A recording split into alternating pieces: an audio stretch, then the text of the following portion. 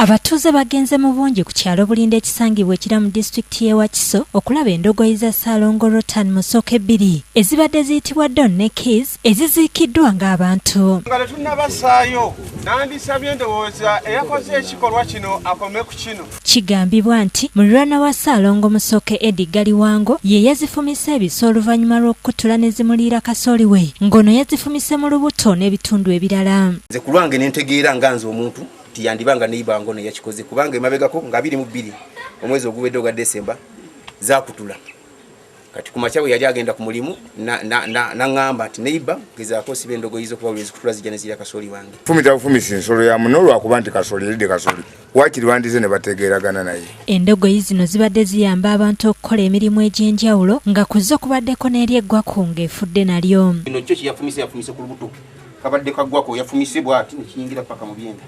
Eri na lubuto kasoke tugisalemu omwana guveemu tuziike tewali kyakkola. Endogoyi zino baziranze ne ku rediyo y'ekitundu emanyiddwa nga Good Life eddoboozi ly'ekyebando. Kusaba kuli tugera kubanga tuziika endogoyi zaffe kubanga endogoyi zitubadde zikolamu omulimu gw'amaanyi nnyo. Ssalongo Mukasa agamba nti endogoyi ze zibadde zimuwa emitwalo egisukka mu 3 buli lunaku era nga yazigulamu emmotoka nga kati abadde azimba nnyumba mu myaka 2 gy'abadde yakamala nazo. Zisomba ebidomola 10 buli lunaku.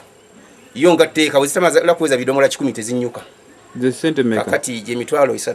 Abantu bangi banyoleddwa olw'endogoyi zino okuttibwa ng'abamu balabiddwako nga bakaaba era nga bafumbidde n'abazze okuziika emmere ssaako okubagulira omwenge. Tufiiriddwa nnyo kubanga tufiiriddwa ku bantu bakubiri bano.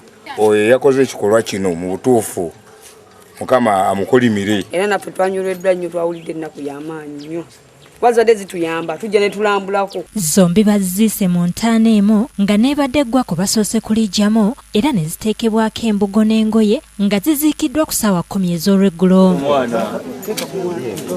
Tusooka okulaga n'okusaasira eri munnaffe Saamu n'ab'ennyumba ye n'abantu bonna ab'okukitundu kino okulaba nti bafiiriddwa ensolo mu ngeri ey'entiisa bweti. Poliisi ekiwologoma ekutte ab'enju ya Galiwango abamu abagambibwa okuzifumita yadde ng'eganye okubatulaga kuba eriko beekyanoonya abalira ku nsiko. Batutte baana be ku poliisi ye yadduse yazisse. Tukyabuuliriza tufunyeyo ku bantu babiri naye tukyabuuliriza. Senfuma Joseph Innocent yakusakidde eggulire lino ku Rabukedde TV.